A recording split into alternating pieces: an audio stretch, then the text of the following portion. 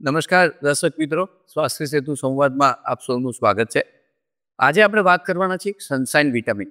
Sunshine vitamin એટલે કે vitamin D. આપણે એવું જાણીએ છીએ કે ભાઈ સૂરજ આપણી આજુબાજુ દરેક આજુબાજુ છે, તો પણ આ વિટામિન ડી, જેને સનશાઇન વિટામિન કહીએ, એ અંધારાની જેમ વિટામિન ડીની ડેફિશિયન્સી બહુ ઝડપથી ફેલાઈ રહી છે. એટલે કે વિટામિન ડી ડેફિશિયન્સી વિશે આપણે આજે વાત કરવાના છે. અને મારી સાથે છે doctor Ruman Dhruv. Welcome doctor Ruman Dhruv. Doctor Dhruv sir director છે internal medicine department, HCG hospitals, Mithakali, અમદાવાદના. આપણે બધાને ખબર છે કે વિટામિન ડી ડેફિશિયન્સી એટલી બધી કોમન છે, પણ એટલા બધા મિથ, એટલા બધા ગેરમાન્યતાઓ વિટામિન ડી વિશે ફરે છે કે મને એક માર્ક ટ્વેનનો એક કોટ યાદ આવે છે કે જ્યારે હજી એમ કે જ્યારે ટ્રુથ છે એના પર શૂઝ પહેરી રહ્યું છે, ટ્રુથ હજી માર્કેટ લોકો સુધી પહોંચવાની તૈયારી કરે છે, ત્યાં સુધીમાં જે મિસકન્સેપ્શન છે, ગેરમાન્યતા છે, એને અડધું વર્લ્ડ ફેરી લીધું છે. એટલે આ વિટામિન ડી માટે પણ એવું જ છે કે સાચી માહિતી કરતાં ખોટી માહિતી અત્યારે વધારે આપણી પાસે છે. તો એ માહિતી, આ અંધકાર જે છે વિટામિન ડી ડેફિશિયન્સીનો, એટલે કે એ સનશાઇન વિટામિન, એ આપણે આજે દૂર કરીએ, એના માટે જ આપણે આજે ચર્ચા કરવાના છીએ. એટલે જેમ મેં કીધું એમ કે આપણી પાસે સૂરજ છે, સપ્લિમેન્ટ્સ છે, સોશિયલ મીડિયાની દુનિયા છે. તો શું કરવાનું? પેલી સૂરજના કલરવાળી ગોળીઓ ખાવાની કે કંઈક નવી વસ્તુ જાણવાની? એના માટે આપણે ડૉક્ટર રૂમન ધ્રુવ સરને આજે બોલાવ્યા છે. સો તમારો ચાનો કપ લઈ લો, ચુસ્કી લઈ લો, અને ઓફકોર્સ તમે સૂર્યપ્રકાશમાં બેઠા હશો એવી આશા હું રાખું છું. તો એ અમારી પોડકાસ્ટમાં તમારું સૌનું સ્વાગત છે. તો ડૉક્ટર ધ્રુવ સર, પહેલાંથી એ સમજાવો, એક કન્ફ્યુઝનમાં ખબર નથી પડતી કે વિટામિન ડી ખરેખર વિટામિન છે કે કોઈ હોર્મોન છે? વિટામિન ડી છે તો વિટામિન આ પણ શરીરમાં બનતું ફેટ સોલ્યુબલ વિટામિન છે, જે શરીરમાં પૂરતા પ્રમાણમાં હાજર હોય તો ઘણા બધા હોર્મોન્સ પ્રોપરલી કામ કરે. એટલે હોર્મોન માટે જરૂરી એવું વિટામિન છે, જે પોતે પણ પોતાની રીતે હોર્મોન તરીકે, એક સ્ત્રાવ તરીકે કામ કરે છે. એટલે એ ડબલ રોલમાં કામ કરી રહ્યું છે. વિટામિન પણ છે અને હોર્મોન પણ છે. ઓકે. અને આપણે એવું સમજીએ જનરલી કે વિટામિન ડીની ડેફિશિયન્સી એટલે હાડકાનો દુખાવો થાય. એટલે વિટામિન ડી એટલે ખાલી એનું લેવા દેવા હાડકા સાથે જ છે કે કોઈ બીજી વસ્તુ સાથે પણ એનું કંઈ કામ છે? 10 વર્ષ પહેલાં કહું તો આપણે ચોક્કસથી કહીએ કે હાડકા સાથે લેવા દેવા છે. પણ હવે એટલી બધી નવી એવિડન્સ બેઝ શોધ થઈ છે કે જેની અંદર મોટા પાયે જાણવા મળ્યું છે કે વિટામિન ડીની ખામી સાથે ઘણા બધા રોગો જોડાયેલા છે. સૌથી આગળ, સૌથી ફોરમોસ્ટ છે ડાયાબિટીસ, એની સાથે કેટલાક કેન્સર, એની સાથે કેટલાક આંતરડાના રોગો, અને આવા કેટલા બધા રોગો એવા છે કે જે વિટામિન ડીની ખામી સાથે જોડાયેલા છે. આગળ આપણે વિટામિન B12ની ક્યારેક વાત કરી હતી, ત્યારે આપણે એવું જોયું હતું કે વિટામિન B12 આપવાથી બધા રોગો સુધરતા નથી. એટલે એના જેટલા એપ્લિકેશન છે એ બધા હજી વાસ્તવિકતા નથી. પણ વિટામિન ડીમાં એની ખામીને લીધે રોગો થાય છે એ પણ જાણવા મળ્યું છે. અને એ જ્યારે આપવામાં આવે ત્યારે ઘણા બધા રોગોમાં સુધારો થાય છે. માટે એવું કહી શકાય કે વિટામિન ડી એ માત્ર હાડકા માટેનું વિટામિન નથી, એ ઘણા બધા રોગોને અટકાવવાનું સાધન છે. ઓકે. અને એના કોમન ડેફિશિયન્સીના કોમન લક્ષણો શું હોય? 3F: ફોલ્સ, ફ્રેક્ચર અને ફ્રેજિલિટી. આ 3 કોમનેસ્ટ વસ્તુ. કારણ કે વિટામિન ડીનું મુખ્ય કામ જ છે કેલ્શિયમનું એબ્ઝોર્પ્શન શરીરમાં વધારવાનું. કેલ્શિયમનું એબ્ઝોર્પ્શન વધાર્યા પછી લોહીમાં કેલ્શિયમનું સ્તર જાળવવાનું, અને એનાથી પણ વધારે હાડકાની અંદર કેલ્શિયમનું સ્તર જાળવવાનું. આ ઉપરાંત કેટલીક સમજણ જે આપણને કદાચ નથી, એ એવી છે કે આપણા હાડકાં સ્ટેડી નથી. તમને જાણીને બહુ નવાઈ લાગશે કે આપણા હાડકામાં સતત અંદરની સાઈડ ઉપર નવસર્જન થાય છે. નવસર્જન એટલે હાડકાના કેટલાક સેલ્સ નાશ પામે અને કેટલાક નવા બને. રાઈટ. જેને ઓસ્ટિયોક્લાસ્ટ, નાશ પામવું, ઓસ્ટિયોબ્લાસ્ટ, નવા બનવું. જેથી કરીને હાડકાનું ફિગર, હાડકાની અંદરની સંરચના રેગ્યુલરલી નવી બને. અને આપણે કેટલીક વખત સાંભળીએ છીએ કે કેટલાક બ્રિજ જૂના થઈ ગયા ને તૂટવાને આરે. આવું કંઈ હાડકામાં નથી થતું, કારણ કે સતત રિમોડેલિંગ થાય છે, એની સર્વિસિંગ થાય છે. અને આ સર્વિસિંગ થવાનું મુખ્ય કારણ છે વિટામિન ડી. રાઈટ. તો વિટામિન ડીની ખામીને કારણે બાળકોમાં પણ તકલીફ થઈ શકે, Yes. એડલ્ટ્સમાં પણ તકલીફ થઈ શકે. મુખ્યત્વે હાડકાના રોગ થઈ શકે, જેમાં હાડકાં પોચા પડી જાય, હાડકાં સોફ્ટ થઈ જાય. નાનપણમાં જ્યારે હાડકાના છેડા જોડાયેલા ના હોય તો રિકેટ્સ થાય, જેથી કરીને વળેલા હાડકાં થાય, હાથ પગ બંને વળેલા રહે, અને એ પરમેનન્ટ ડિસેબિલિટી થઈ જાય. જ્યારે એડલ્ટ્સની અંદર જ્યાં હાડકાં ઓલરેડી બની ચૂકેલા છે એ લોકોની અંદર ફ્રેક્ચર્સ થાય, કારણ કે હાડકાનું રિમોડલિંગ નથી થયું. એ લોકોમાં ફોલ્સ થાય કારણ કે હાડકાં જે સપોર્ટ આપવા જોઈએ ચાલતી વખતે એ ના આપી શકે અને પગ વળી જાય, વ્યક્તિ પડી જાય. સો ફોલ્સ. અને ત્રીજું ફ્રેજિલિટી. ફ્રેજિલિટી એટલે મસલ્સની કામ કરવાની શક્તિ ઘટતી જાય કારણ કે મસલ્સનું કામ હાડકાં ઉપર આધારિત છે. તો આ 3 મુખ્ય એના લક્ષણો કહેવાય. પણ આ ઉપરાંત જો વિટામિન ડી પૂરતું ના હોય તો ડાયાબિટીસ થવાની શક્યતા ઘણી વધી જાય, કેટલાક કેન્સર થવાની શક્યતા વધી જાય, તમને મેદસ્વીપણું થવાની શક્યતા વધી જાય, કેટલાક રેકોર્ડ એવું કહે છે કે તમારું બ્લડ પ્રેશર થવાની શક્યતા વધી જાય. અને આવા ઘણા બધા રોગો એવા છે કે જે થવાની શક્યતા વધે અને વિટામિન ડી પૂરતું કરવાથી એની શક્યતા ઘટે. એટલે વિટામિન ડી એટલે ખાલી હાડકાનો પ્રોબ્લેમ એવું નથી, એ વર્સેટાઇલ વિટામિન છે જેનાથી બહુ બધું થાય. હવે આપણે હમણાં જ શરૂઆતમાં ચર્ચા કરી કે ભાઈ સૂર્યપ્રકાશમાં સ્કિન એક્સપોઝ થાય એટલે વિટામિન ડી બને. તો પણ તો આટલી બધી ડેફિશિયન્સી આપણે જોઈએ છીએ, કેટલા બધા લોકો વિટામિન ડી ડેફિશિયન્ટ છે, બહુ બધા રિપોર્ટ્સ આપણે એવી રીતે જોઈએ છે. તો શું લાગે છે સનસ્ક્રીન લોશન છે, ઇન્ડોર લાઇફસ્ટાઇલ છે, આ બધા ભેગા થઈને વિટામિન ડીનો એક ઘડો લાડો કરી દીધો છે કે શું થયું છે વિટામિન ડી સાથે? કેમ આટલી બધી ડેફિશિયન્સીના કેસ આપણે જોઈએ છીએ? વિશ્વમાં 1 બિલિયન 1 બિલિયન લોકોને વિટામિન ડી છે એવું તો ઓલરેડી જાણવા મળેલું છે. અને આ વિટામિન B12 જેવો હાઈપ નથી, આ હકીકત છે. એટલે ડેફિનેટલી વિટામિન ડીની ખામી પુષ્કળ છે. થવાનું કારણ એક, આપણે સૂર્યપ્રકાશથી દૂર અને દૂર જઈ ગયા છે. હવે એક ડ્રાઈવર મારી પાસે, ટ્રક ડ્રાઈવર આવીને એવું કહે કે સાહેબ મને તો વિટામિન ડીની ખામી થઈ જ ના શકે, હું તો આખો દિવસ સનલાઇટની અંદર ટ્રક ચલાવું છું. પણ આપણે જાણતા નથી કે કાચની આરપાર આવેલું સૂર્યનું કિરણ તમને વિટામિન ડી ચામડી નીચે પ્રોડ્યુસ કરી શકે નહીં. રાઈટ. ઘરડી વ્યક્તિઓ જેમ ઉંમર વધતી જાય એમ ચામડી નીચે વિટામિન ડી બનવાની પ્રમાણ ઘટતું જાય. જેમ તમારી ડાર્ક સ્કિન હોય, મેલેનિનના પિગમેન્ટ્સ વધારે હોય.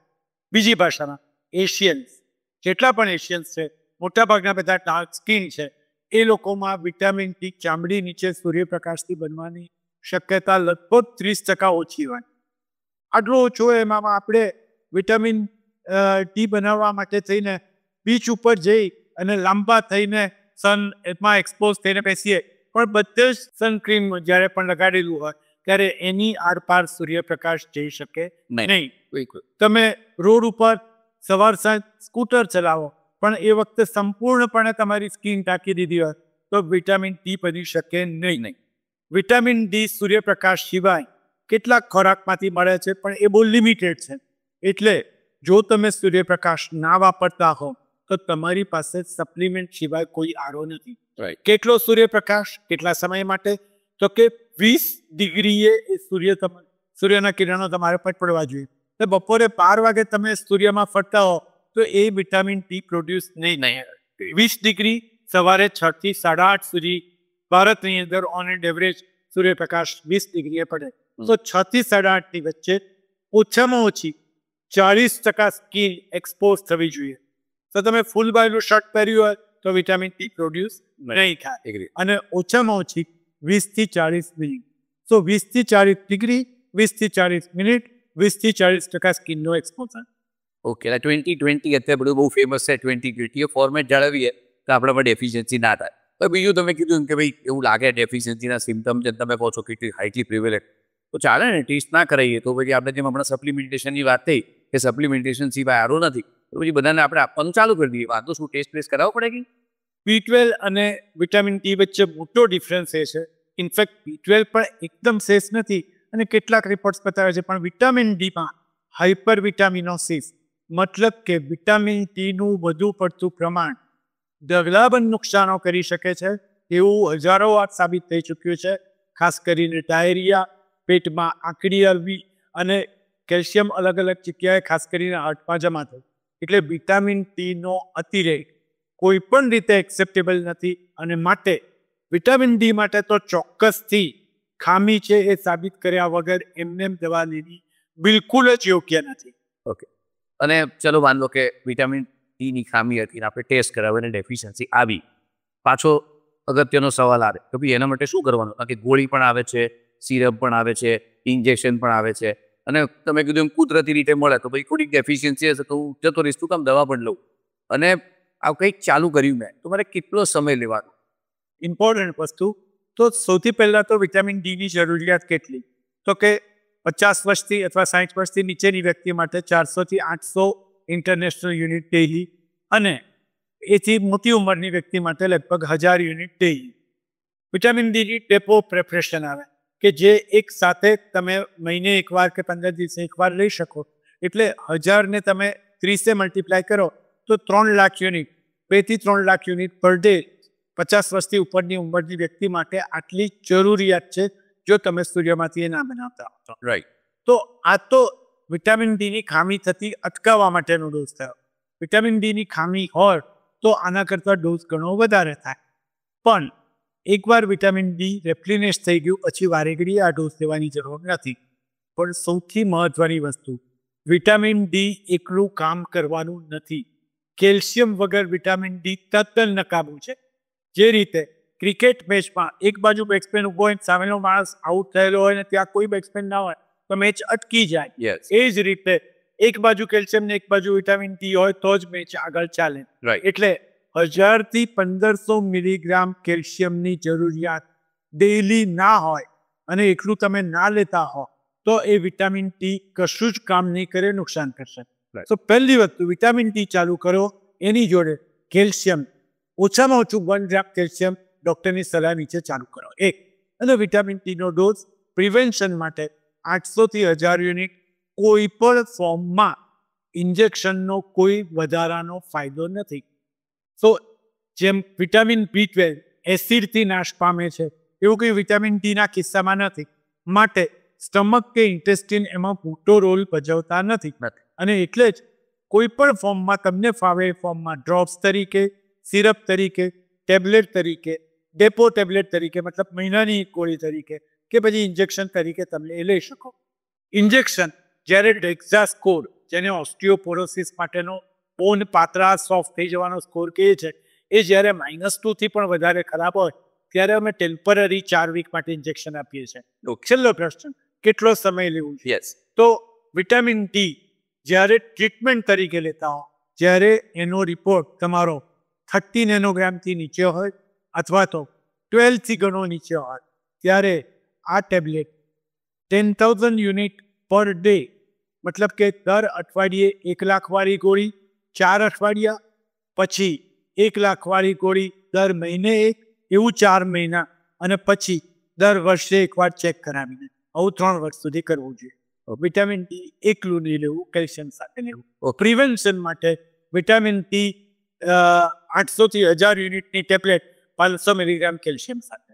ઓકે. એટલે બે વસ્તુ અગત્યના મુદ્દા તમે કીધા કે એક વખત ડેફિશિયન્સી આવે તો એને સિરિયલ ટ્રીટમેન્ટ લાંબો સમય કરવી અને નેક્સ્ટ યર પાછું ચેક કરીને કન્ફર્મ કરવાનું કે શું થાય છે. અને બીજી વસ્તુ એ કે પ્રિવેન્શનનો ડોઝ જુદો છે અને થેરાપેટિક એટલે કે જેને ખરેખર ડેફિશિયન્સી છે એના માટે ટ્રીટમેન્ટનો ડોઝ આખો જુદો છે. એટલે નો વન ફોર્મ્યુલા ફિટ્સ ઓલ, એમ કે બધાને હું એક સરખું આપું જે અત્યારે ચાલી રહ્યું છે કે ભાઈ બધા એક સરખું લે, હું લઈશું ભાઈ તું લે, એમ જે બી તમે ગોળીની વાત કરો કે સાહેબ આ તો અમે 3 મહિનાથી ખાઈએ જ છે, તો પણ પેશન્ટ સિમ્પટમ સાથે આવતા હોય છે. આ એનો જવાબ છે. એનો એક વધારાની આગળ હજી એમાં વાત છીએ કે વિટામિન B12ની વાત સાદી છે, એબ્ઝોર્બ થઈ ગયું ને એ કામે લાગી ગયું. વિટામિન ડી આપણા શરીરમાં જઈને લીવરની અંદર પહેલી મેટાબોલિઝમ થાય અને એક એક્ટિવ સબસ્ટન્સ આવે. એ એક્ટિવ સબસ્ટન્સ કિડનીમાં જાય અને પછી જે વિટામિન જે સબસ્ટન્સે કામ કરવાનું છે પછી આવે.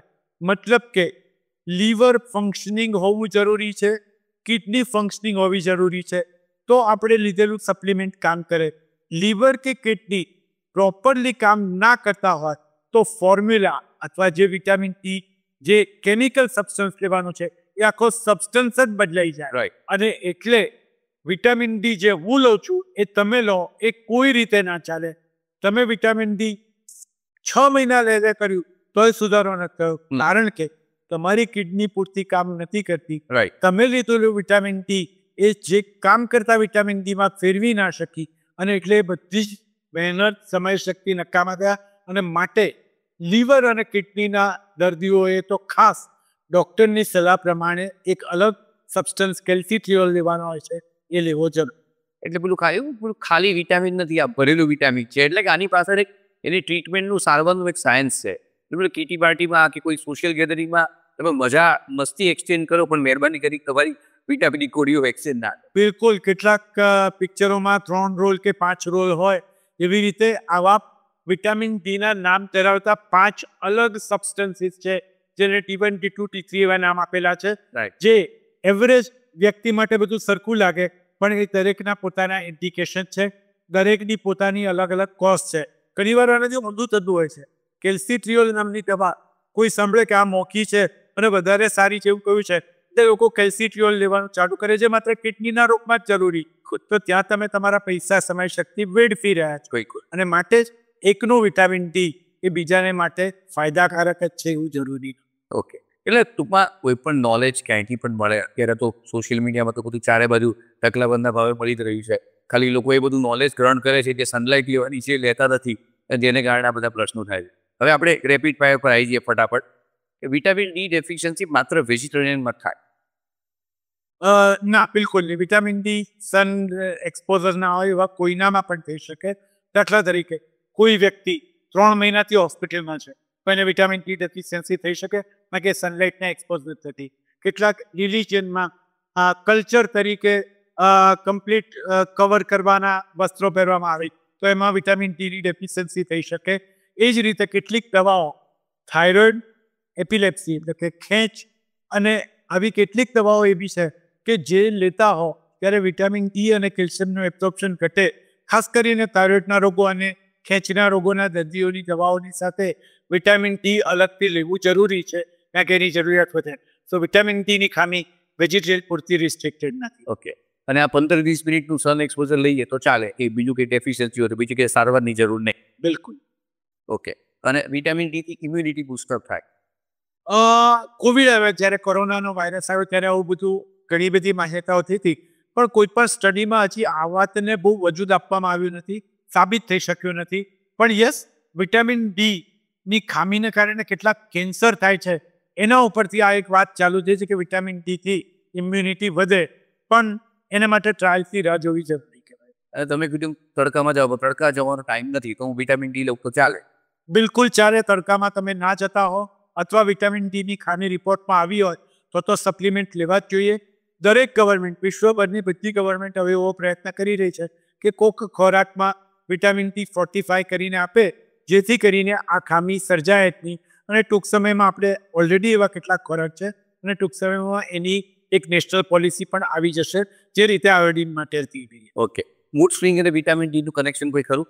વિટામિન ડીથી ડિમેન્શિયા થાય એવું હવે સાબિત થઈ ચૂકે છે. વિટામિન ડીની ખામીથી, ડિમેન્શિયા અને ડિપ્રેશન બંને વસ્તુ સાથે એને જોડાયેલું છે, અને એટલે જ મૂડ સ્વિંગ્સ થઈ શકે. ખાસ કરીને શિયાળામાં ડિપ્રેશન વિટામિન ડીની ખામી સાથે સીધું જોડાયેલું છે. એટલે જે લોકોને ડિપ્રેશન હોય એ લોકોએ પોતાની વિટામિન ડીની તપાસ એકવાર તો કરાવી જ લેવી. ઓકે. અને વિટામિન ડી ટેસ્ટ કર્યા વગર લઈ શકાય? નથી, હું એવું સજેસ્ટ નહીં કરું. વિટામિન ડી ટેસ્ટ કરીને જ લેવું જોઈએ, કારણ કે ડ્રગ તરીકે વિટામિન ડીનો ઓવરડોઝ સેફ નથી. એની પોતાની ઘણી બધી સાઇડ ઇફેક્ટ છે, એટલે ટેસ્ટ કર્યા વગર નહીં લેવો જોઈએ. કોર્સ પત્યા પછી ફરી એકવાર ટેસ્ટ કરીને કન્ફર્મ કરી લેવું જોઈએ કે નોર્મલ થઈ ગયું છે, અને પછી બંધ કરવું જોઈએ. Vitamin D indefinite life long લેવાની જરૂર નથી. અને હવે એક છેલ્લો સવાલ. અત્યારે હેલ્થ ચેકઅપનો જમાનો છે, બહુ બધા લોકો હેલ્થ ચેકઅપના રિપોર્ટ્સ લઈને આવે છે, અને એમાં ઇનવેરિયેબલી વિટામિન ડી ડેફિશિયન્સી જોવા મળે છે. તો એ લોકોએ વિટામિન ડીનું સપ્લિમેન્ટેશન લેવું કે ના લે? સિમ્ટમ્સ નથી. જો એ લોકો ખોરાક કે સૂર્યપ્રકાશ દ્વારા વિટામિન મેળવી શકે એમ હોય તો એ લોકોએ સપ્લિમેન્ટ લેવાની જરૂર નથી, સિવાય કે એમનો રિપોર્ટ 12 નેનોગ્રામથી ઓછો બતાવે. એથી ઓછો હોય તો એ પ્રુવન ડેફિશિયન્સી છે, જેમાં સપ્લિમેન્ટ લેવું જરૂરી છે. પણ જનરલી અમે એવું જોયું છે કે આજકાલ 2025ની સાલમાં આપણે સનલાઇટનો એક્સપોઝર પણ પ્રોપર નથી, અને ફૂડ પણ એવું લેતા નથી કે જેમાંથી વિટામિન ડી મળે. એટલે my suggestion would be supplements, vitamin ડીનો રિપોર્ટ જોઈ અને લેવા જરૂરી. ઓકે. તો થેન્ક યુ દર્શક મિત્રો. આજે અમે આશા રાખીએ છીએ કે ડૉક્ટર ધ્રુવ સરે એક સૂરજના તડકા જેવી ક્લેરિટી વિટામિન ડી વિશે આપી કે ટેસ્ટ કરો, ટ્રીટ કરો અને સનલાઇટને ટ્રસ્ટ કરો. બ્લાઇન્ડલી કશું ફોલો ના કરો, અને ડેફિશિયન્સી આવે તો એને સિક્વન્શિયલ ટ્રીટ કરવી જરૂરી છે. અને સાહેબે જેમ કીધું એમ પેલી 20-20-20ની ફોર્મ્યુલા આપણે યાદ રાખીએ, કારણ કે બધાને 20-20 ફોર્મેટ બહુ જ પોપ્યુલર છે અત્યારે. પણ અને સાથે સાથે એ પણ વસ્તુનું ધ્યાન રાખીએ કે નો વન સાઇઝ ફિટ્સ ઓલ, એટલે કે કોઈ એક ટેબ્લેટ કે કોઈ એક વિટામિન કે કોઈ એક ઇન્જેક્શન જે તમે લીધું તમને સારું થયું એનાથી તમારા ફ્રેન્ડ કે ફેમિલી મેમ્બરને સારું થાય એવું બિલકુલ જરૂરી નથી. તો આવી ક્લેરિટી માટે અમારી સાથે આ સ્વાસ્થ્ય સેતુ સંવાદમાં જોડાતા રહેજો. Thank you doctor Rumbandhu. Thank you દર્શક મિત્રો જોડાવ. Thank you.